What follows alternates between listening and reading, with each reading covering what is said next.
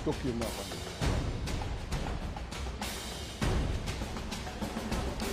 Ladies and gentlemen, the President of the Republic of the Philippines, His Excellency Ferdinand R. Marcos Jr. and First Lady Luis Araneta Marcos.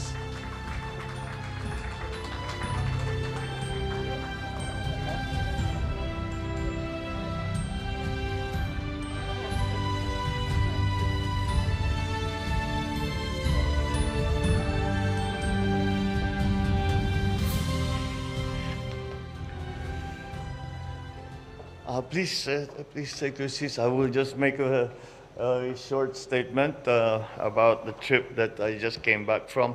But I'd like first to greet, pinuyat ko lahat ng ating mga kasama sa gobyerno.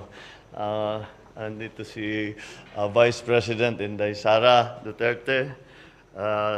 And I'm going to put somebody on the spot here. Our Speaker Martin Romualdez, who is celebrating his birthday as of 12 midnight tonight.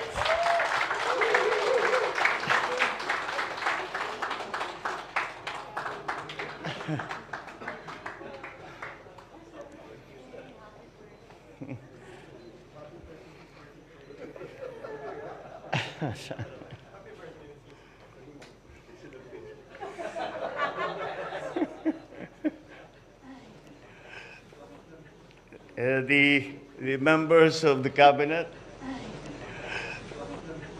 the members of the cabinet who are here. This is, well, you see, Secretary Ricky is looking a little tired. He's been working terribly hard. Wala nang tulugan. The members of the cabinet who are here, well, of course, Pasay District Representative Antonino Calixto, and Mayor Imelda Calixto Rubiano. I saw you. Okay, all right. Armed Forces of the Philippines Chief of Staff, Lieutenant General Bartolome Bacaro, the Philippine National Chief General Rodolfo Azurin Jr., fellow workers in government, ladies and gentlemen, good morning. I am pleased to report that my visit to Cambodia for the 40th and 41st ASEAN Summit was successful. Just tonight, before we left Phnom Penh, we met with the members of the Filipino community in Cambodia as the last event of the visit there. I was honored to meet them, and I thank them for their efforts and contribution to our nation's progress and development, as well as that of Cambodia's, because they have been lauded by even the Prime Minister Hun Sen as part of the reconstruction of Cambodia. The Filipinos played a very large part. Of course, I updated them on what is happening in the country right now, the programs, the policies of our administration. And before that, I participated in the 40th and 41st ASEAN summits and the related summits. For me, it was a very interesting experience because it's the first one that I've been to. I've been to ASEAN summits before, but certainly not as president. And it was, I can see the value of having these summits because although there isn't a chance to sort of exchange views like possibly like we do. There is a very, very clear way of putting that it is an opportunity for all the member states and our dialogue partners. Meron tayong mga sa ASEAN may kinukuhang iba na kausap din na ibang bansa kahit nasa labas ng Asia. At lahat yan, and they to give their positions, which gives you a very good idea of where things stand, what are the concerns, what is the situation in other places, and all that. And tayo, sa Pilipinas, we also got the opportunity to put forward our position, our plans, and to find ways where we can help each other, where we can coordinate, and all that. I think it was quite gratifying to see that there was a very large area of consensus amongst the ASEAN member states. At ganun pare-pareho kasi sa atin, yung food supply, presyo ng fertilizer, presyo ng langis, yun ang inaalala, supply side problems, parehong-pareho sa atin.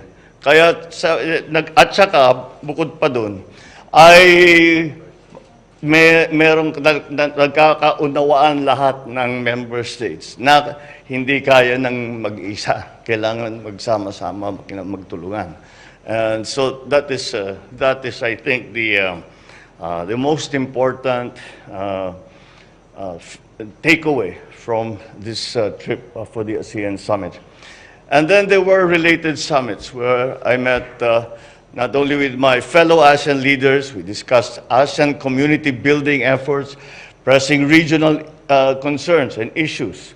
This included the situation in Myanmar, the developments in the South China Sea, the fighting in Ukraine, the application of Timor-Leste for ASEAN membership, amongst others.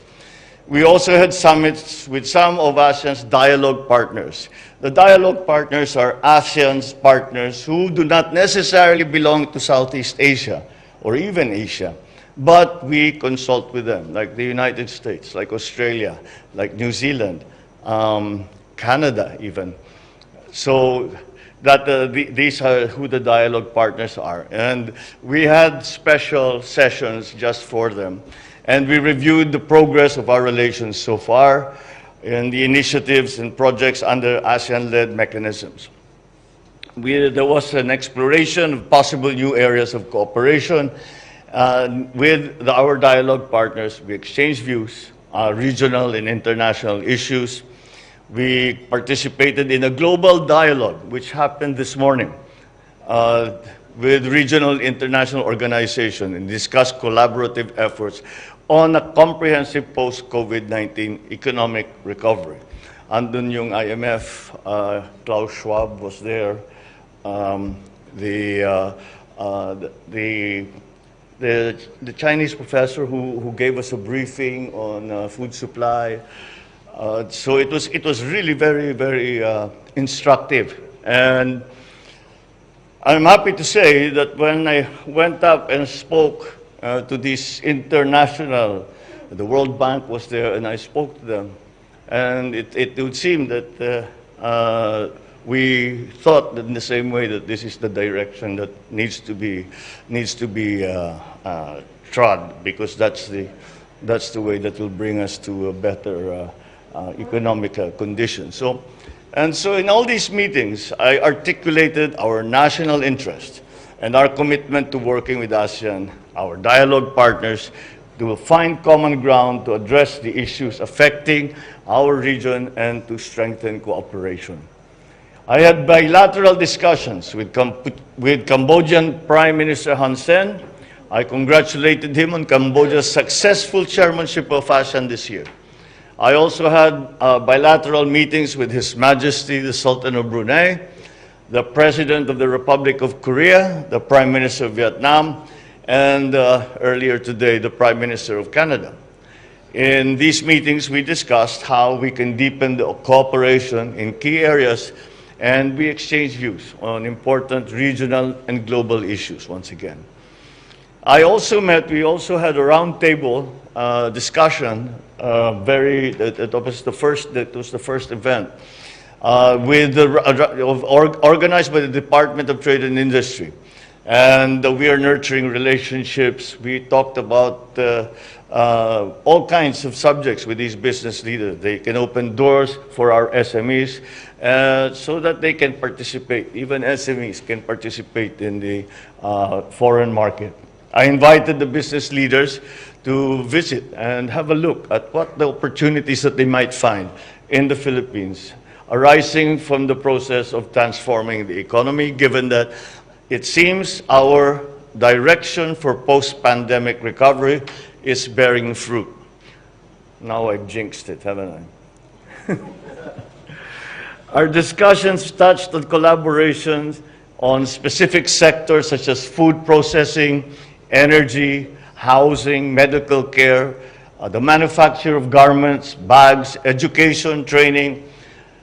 We constantly came back to the subject of food security, to see where the private sector can contribute on ensuring that we have a sufficient food supply at prices that ordinary Filipinos can afford.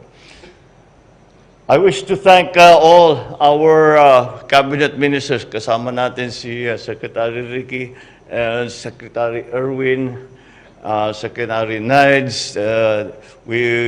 They were quite overworked throughout the whole time, but that's what it takes to have a fruitful time in our summit with the ASEAN. Our secretaries were ably represented their respective sectors during the summits, and the Philippine Embassy in Phnom Penh, I'd like to thank them as well for all the work that they put in to lay the groundwork and to support us while we were there. I thank also the Cambodian government because they extended a very warm welcome and exhibited some very fine hospitality to the Philippine delegation.